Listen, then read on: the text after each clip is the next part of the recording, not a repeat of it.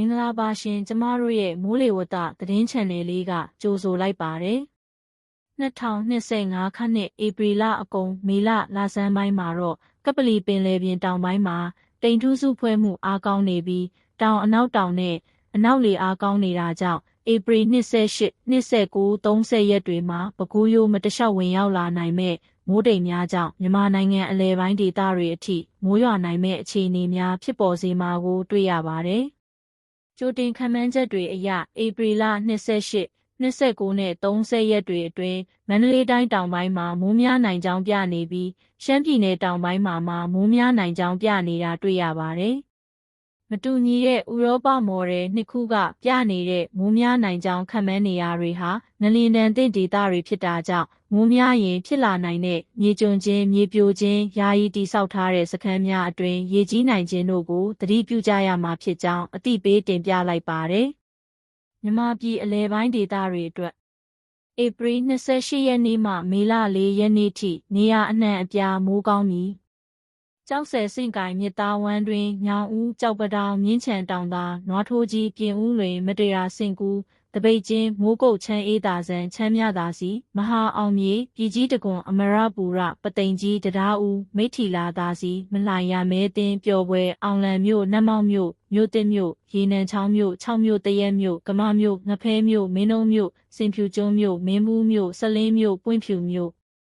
ပခုတ်ကူမြို့ရေစကြိုမြို့မြိုင်မြို့ပေါက်မြို့စိတ်ဖြူမြို့ဂန်းကောမြို့စောမြို့ထီးလင်းမြို့ခန်းနီးမြို့လာဟဲနန်းယွန်းကတာမြို့အင်းတော်မြို့ဗမောက်မြို့စကိုင်းမြင်းမူမြောင်မြို့ဘူတလင်မြို့အရာတော်မြို့ချောင်းဦးမြို့ရွှေဘိုမြို့ဝက်လက်မြို့ခင်ဦးမြို့ရေဦးမြို့ဝင်းသူတန့်စေကလေးဝမော်လိုက်ပေါင်းပင်စတဲ့ဒေသတဝိုက်မှာလာမည့်ဧပြီ28ရက်နေ့မှမေလ9-6ရက်နေ့ထိမိုးအဆက်မပြတ်ရွာသွန်းလာနိုင်ကဒေသအချို့လေပြင်းတိုက်ခတ်ပြီး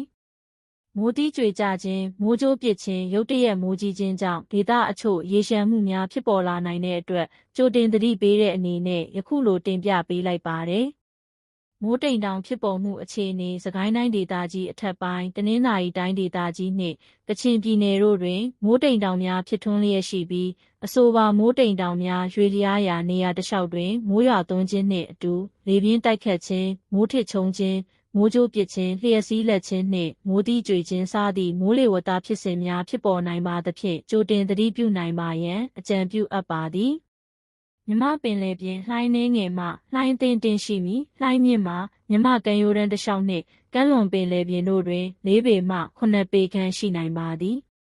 နောက်2ရက်အတွက်ခန့်မှန်းချက်နေပြီးတော့ရန်ကုန်တိုင်းဒေသကြီးမန္တလေးတိုင်းဒေသကြီးပဲခူးတိုင်းဒေသကြီးစကိုင်းတိုင်းဒေသကြီးအထက်ပိုင်းဧရာဝတီတိုင်းဒေသကြီးတနင်္သာရီတိုင်းဒေသကြီးကချင်ပြည်နယ်ကယားပြည်နယ်ကရင်ပြည်နယ်ချင်းပြည်နယ်မွန်ပြည်နယ်နှင့်ရှမ်းပြည်နယ်တောင်ပိုင်းနှင့်အရှေ့ပိုင်းတို့တွင်နေရာကျဲကျဲမိုးထစ်ချုံရွာမည်နေပြည်တော်နှင့်အနီးတစ်ဝိုက်အတွက်ယနေ့ညနေအထိခန့်မှန်းချက်တိမ်အသင့်တစ်ဖြစ်ထွန်းမည်ရန်ကုန်မြို့နှင့်အနီးတစ်ဝိုက်အတွက်ယနေ့ညနေအထိခန့်မှန်းချက်တိမ်အသင့်တစ်ဖြစ်ထွန်းမည်မန္တလေးမြို့နှင့်အနီးတစ်ဝိုက်အတွက်ယနေ့ညနေအထိခန့်မှန်းချက်တိမ်အသင့်တစ်ဖြစ်ထွန်းမည်